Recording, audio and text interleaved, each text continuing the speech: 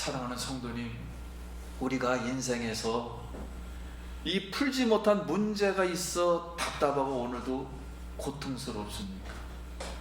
우리가 그래요.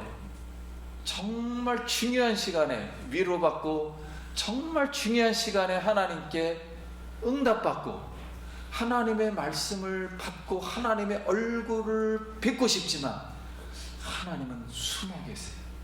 그래서 침묵을 하고 말을 안 하시는 거예요. 하나님의 말씀입니다. 욥기서 22장 1절. 대만 사람 엘리바스가 대답하여 이르되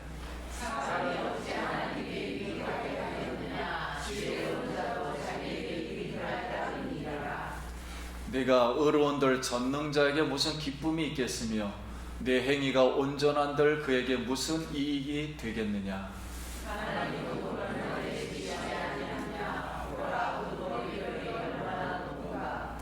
그러나 내 말은 하나님이 무엇을 아시며 흑암 중에서 어찌 심판할 수 있으랴. 너는 하나님과 화목하고 평안하라. 그리하면 복이 내게 임하리라.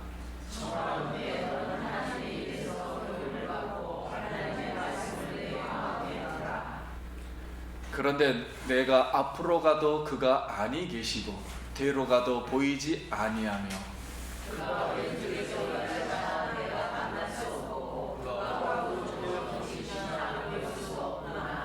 그러나 내가 가는 길을 그가 아시나니 그가 나를 단련하신 후에는 내가 순금같이 되어 나오리라.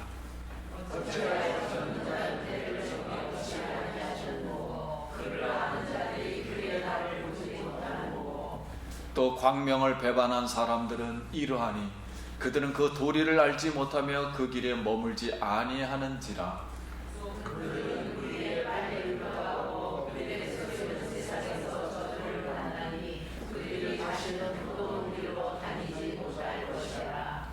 가뭄과 더위가 눈 녹는 물 곧 빼앗나니 스올이 범죄자에게도 그와 같이 하느니라. 아멘. 할렐루야. 성도님 만나서 반갑습니다. 우리 한 번 더 옆 사람으로 인사합시다. 한 주간 평안하셨습니까?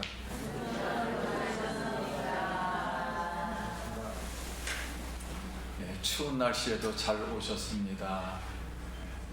우리 성도님들 한 해 동안도 올해 초부터 우리가 신앙의 경주를 시작하여서 선한 싸움을 다 싸우고 이제 골인 지점에 와 있습니다. 우리 성도님들 이렇게 사랑하고 존경합니다. 이제 마지막 결승 테이프를 잘 끊고 완주하여서 우리 주님께 잘하였도다 충성된 종아 이렇게 칭찬받고 우리 상급의 면류관에 참여하는 모든 성도님 되시길 예수님의 이름으로 기도드립니다. 아멘. 어느 한 크리스찬이 하나님의 심판대에 불려갔습니다. 그런데 거기에는 큰 양팔 저울이 있었어요. 오른쪽에는 천사가 그 크리스찬의 선을 올려놓고 반대쪽 왼쪽에는 마귀가 그 사람의 악행을 저울에다 이렇게 올려놓았습니다. 이제 천사가 오른쪽에 그 선행을 이제 올려놓을 것이 없자 저울이 악행 쪽으로 기울어지는 거예요. 그래서 이 크리스찬이 오 주님 저를 불쌍히 여기소서 이렇게 주님을 불렀더니 갑자기 하늘에서 세 개의 피 묻은 못이 그 오른쪽 저울로 툭 떨어지는 거예요. 그러니까 이 저울이 오른쪽 선행 쪽으로 다시 쭉 기울었습니다. 그래서 사단이 왼쪽에 아무리 그 사람의 악행을 계속 올려놔도 저울은 움직이지 않고 그대로 있는 거예요.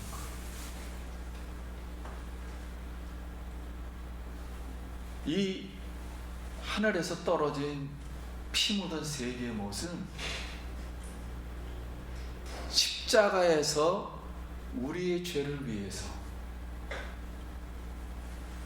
손과 발에 못을 박힌 예수님의 그 못이 빠져나와서 여기에 선행에 있는 이 저울에 내려오게 된 거예요.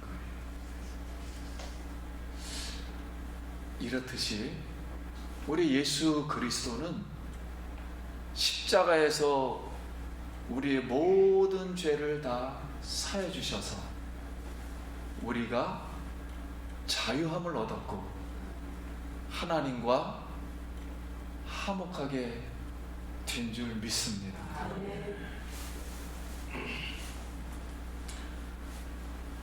이제 욥의 친구들과 욥이 제3차 대화를 하는데 3차 대화를 시작하면서도 이 세 친구들은 여전히 세 사람이 못으로 다시 욥을 정죄하며 십자가에 못 박고 있어요. 왜냐하면 3차 대화를 또 시작하면서 엘리바스가 이렇게 얘기합니다.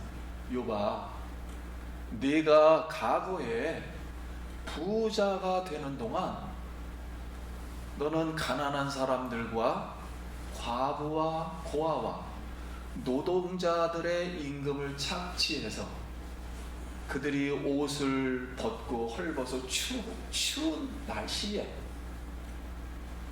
돌아다니며 동냥을 하게 만들었다. 그래서 내가 부자가 된 거다. 그러니 너는 죄를 지었다. 그러니 너는 악한 사람이야. 그러니 빨리 하나님 앞에 회개하고 하나님과 화목하라. 그러면 하나님께서 너에게 복을 주실 것이고 내가 하는 모든 기도와 소원을 들어주실 거다. 그리고 네가 결정한 대로 다 이루어질 것이다. 이렇게 친구들이 얘기를 했어요. 그런데 우리가 지금 욥기서 22장까지 배운 내용으로 보면 하나님은 처음부터 욥이 죄를 짓지 않았다 그랬습니다.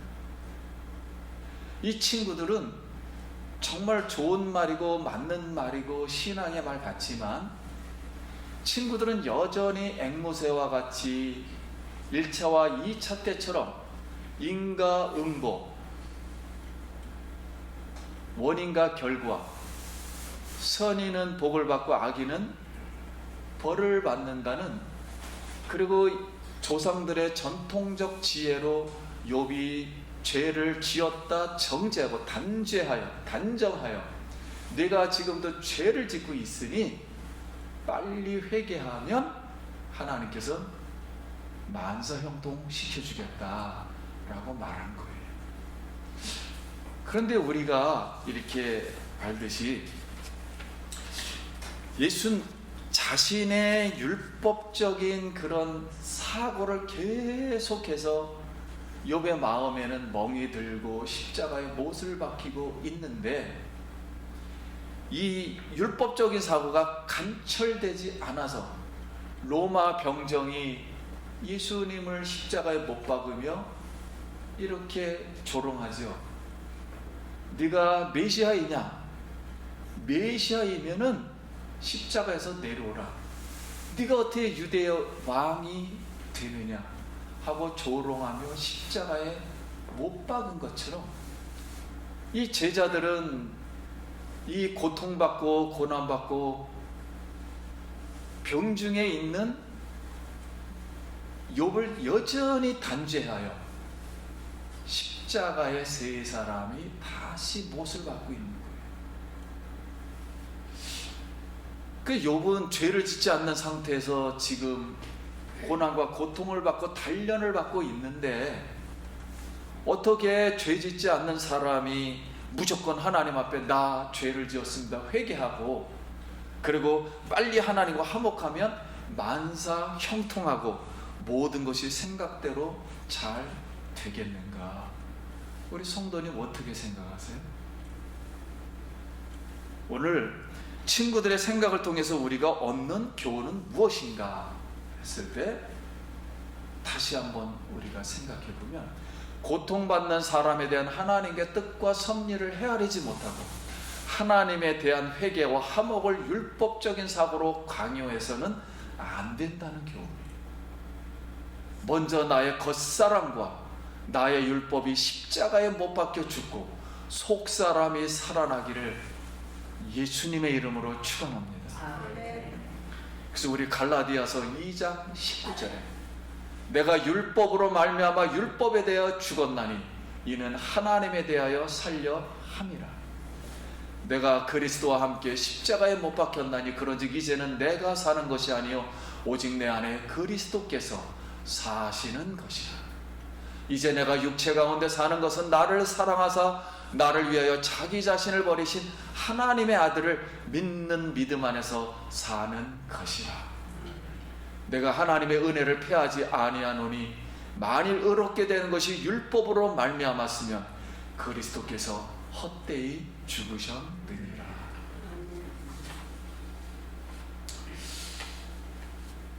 사랑하는 성도님, 먼저 우리가 눈에 보이는 대로 내 생각대로 많은 고통받는 사람, 어려운 사람, 힘든 사람, 아니 신앙의 모든 행동을 먼저 정죄하지 말고 십자가에 피 묻은 그 사랑으로 먼저 헤아리고 위로하고, 그리고 하나님의 뜻을 먼저 들어주어서 하나님의 그 사랑이 넘치는 그 영혼이 살아나는 그런 은혜가 있길 간절히 소원합니다. 욥은 친구 엘리바스의 반복되는, 지금 6번에 7번째로 반복되는 정죄를 듣고 답답하여서 하나님 앞에 직접 나가 대답을 듣고 싶었어요. 내가 과연 무슨 죄를 지었으며 과연 내가 죄를 지었으면 벌을 받고 있는 것인지. 근데 하나님의 말씀을 그렇게 듣고 싶어서 찾았으나 하나님은 숨어 계시고 침묵하고 계셨습니다. 그래서 욥이 우리가 잘 아는 말씀, 그런데 내가 앞으로 가도 그가 아니 계시고 뒤로 가도 보이지 아니하며 그가 왼쪽에서 일하시나 내가 만날 수 없고 그가 오른쪽에 돌이키시나 배울 수가 없구나.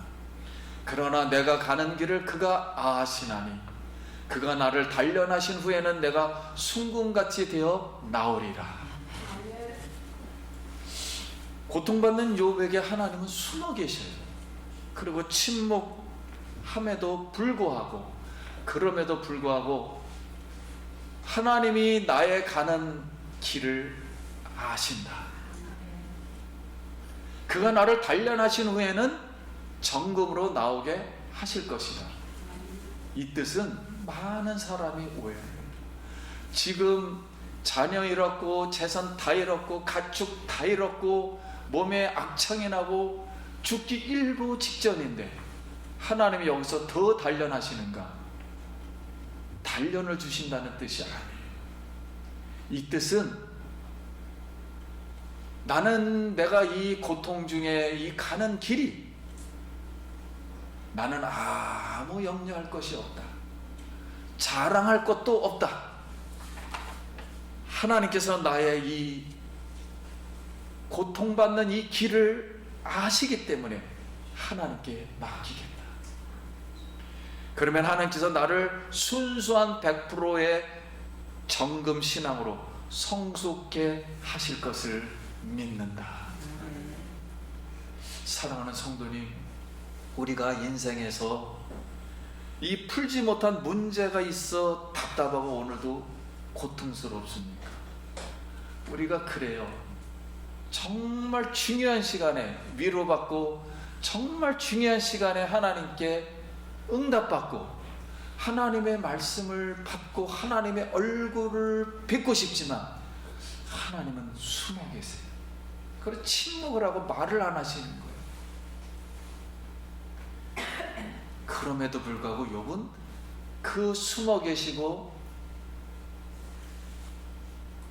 침묵하신 하나님만 바라보고 나는 정금 신앙이 될 것을 고백하였습니다. 성도님들도 오직 그 하나님만을 바라보고 정금 신앙으로 언젠가는 하나님의 그날에 나올 수 있기를 축복합니다. 아멘. 루터가 하나님은 두 가지의 속성이 있다 그랬어요. 하나는 계시하시는 하나님, 나타나시는 하나님. 하나는 숨어 계시는 하나님, 침묵하시는 하나님. 그래서 비유를 하나 들었어요. 아이가 막 아파서 막 울면 엄마가 나타나서 젖을 물리는 어머니가 있고, 어떤 어머니는 아이가 장염에 걸려서 속이 아파서 열이나 있으면 젖을 물릴 수가 없는 거예요. 그래서 어머니가 젖을 주지 않는 거예요. 이것은 하나님이 그 아이의 아픔을 알고 계시기 때문에 이것은 어머니의 목이다, 이렇게 설명을 했습니다. 오늘 우리가 정말 하나님께 부르짖고 힘들 때, 어려울 때 이렇게 울면 하나님은 나타나서 젖도 주시지만 차마 젖을 줄 수 없는 상황일 때는 우리 하나님은 숨어서 침묵하고 아이의 아픔을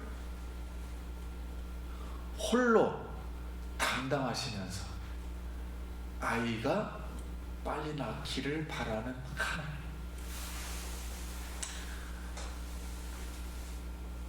우리 그런 하나님을 우리가 깨닫고 그 자비를, 그 사랑을 우리가 느끼고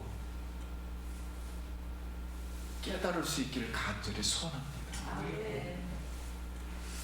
우리가 세상을 보세요.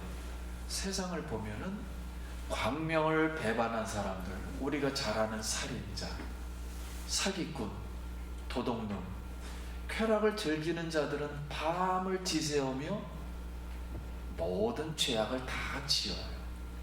그런데 하나님은 그들에게 심판의 시간과 날을 정해놓은 것 같지가 않아요. 하나님은 나타나지 않아서 아무 말도 안 하시고 숨어 계셔요.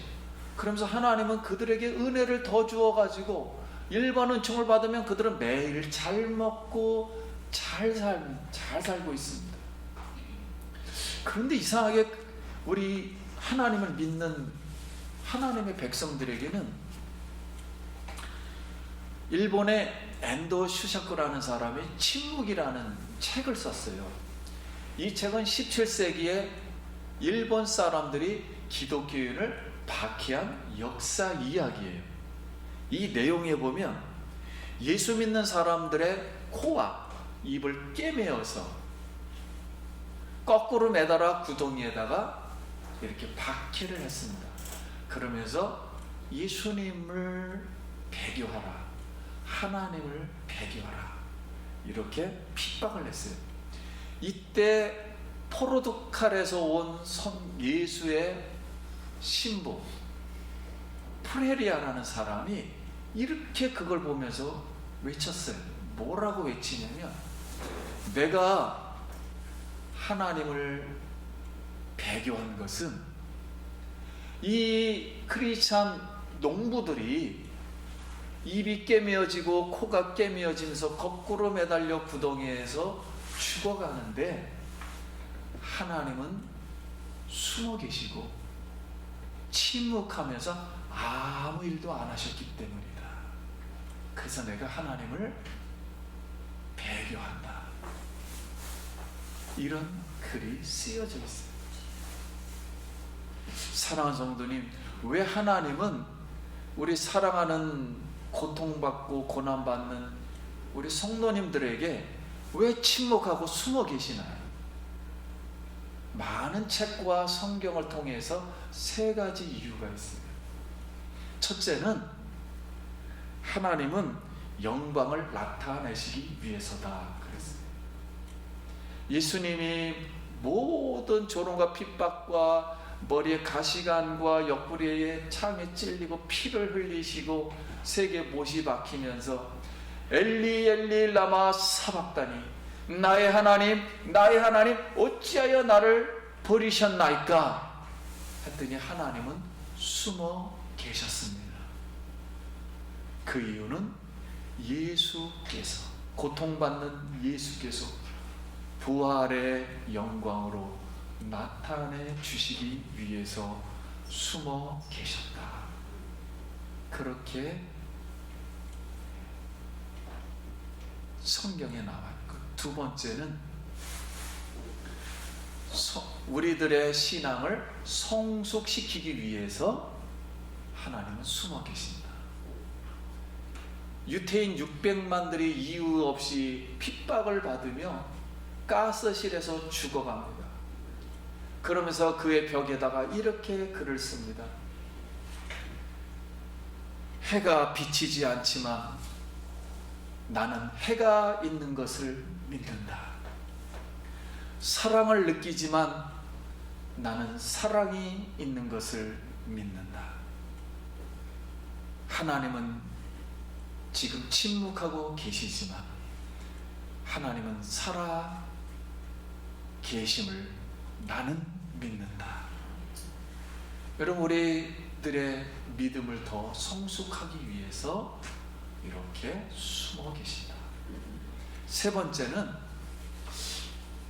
발견되는 기쁨을 누리게 하기 위해서다 그랬어요. 우리 숨바꼭질하고 강강수월래 이런 거 많이 해봤죠. 아빠와 아이가 숨바꼭질을 막 합니다. 그 아빠는 아이들을 보면서 어디 있지? 다 보면서도 어디 있지? 하면서 아이가 아빠를 찾기를 기다려요. 다시 아빠가 숨으면 아이는 아빠를 막 찾아요. 그런데 아빠는 아이가 자기를 찾기를 바라고 계셔요. 근데 드디어 짠 하고서 아이가 아빠를 딱 만나는 순간, 찾는 순간 그 기쁨은 차고 넘치는 거예요. 우리가 세상에서 하나님을 찾고 싶지만 하나님이 이상하게 숨어 계시고 나타날 것 같아요. 그런데 우리가 이제 예수님이 오시고 예수님을 만나는 순간 그 기쁨은 영원 무궁토록 너무 기뻐할 줄 믿습니다. 그 하나님은 너무 밝은 얼굴로 우리 믿는 우리들을 세상에서 잘하였도다, 수고하였도다 하면서 이렇게 맞아 주시리라 믿습니다. 그래서 그 기쁨은 이루 말할 수 없는. 사랑하는 성도님, 그때 거기서부터 지금 여기까지 우리는 수많은 환난과 고통 속에서 선한 싸움을 싸우며 믿음의 경제를 하며 달려왔어요. 고통스러운 인생의 문제를 풀려고 하나님을 찾지만 하나님은 숨어 계시고 침묵하고 계시지만 나를 단련하신 후에는 정금으로 나오게 하실 줄 믿습니다. 고난과 고통을 통하여 우리 성도님들 지금 가는 그 길 속에서 하나님의 영광의 기쁨으로 들어갈 수 있길 예수의 이름으로 축원합니다. 이제 올해 2주가 남았습니다. 또 예수님이 다음 주면 성탄절이 돼요. 하나님께서 만세 전에 사랑하는 성도님들을 불러서 그 가족들에게 고통받고 믿지 않는 사람에게 고통받고 병들고 고생하고 춥고 배고파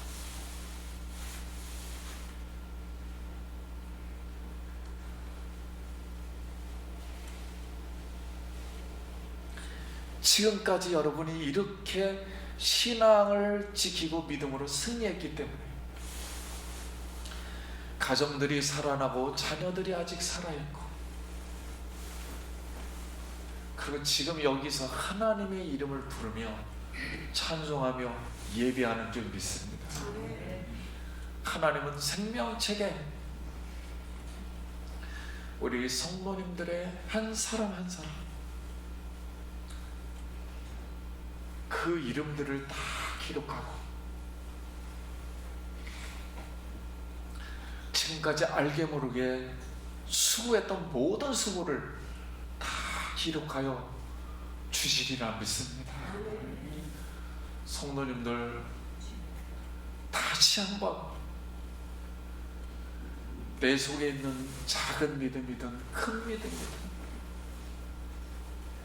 높은 믿음이든 낮은 믿음이든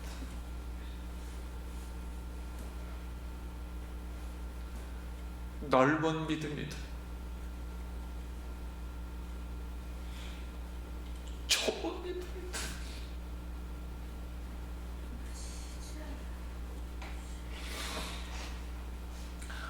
이걸 다 감사하고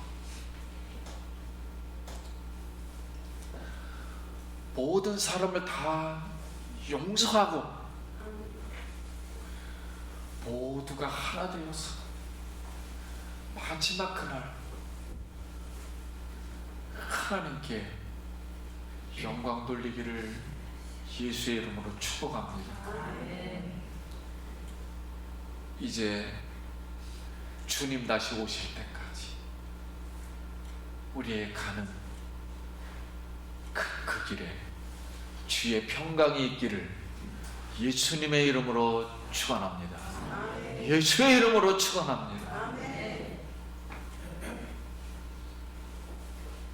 우리 성소에서 고개를 들어 위를 바라보고 이 마지막 기쁜 마음으로 하나님 앞에 찬송하고 영광 돌려서 마지막 유종의 미를 거두길 다시 한번 축복합니다.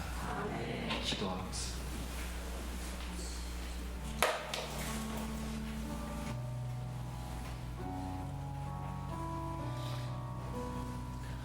우리 감사기도 하나님 앞에 잠깐 드립니다.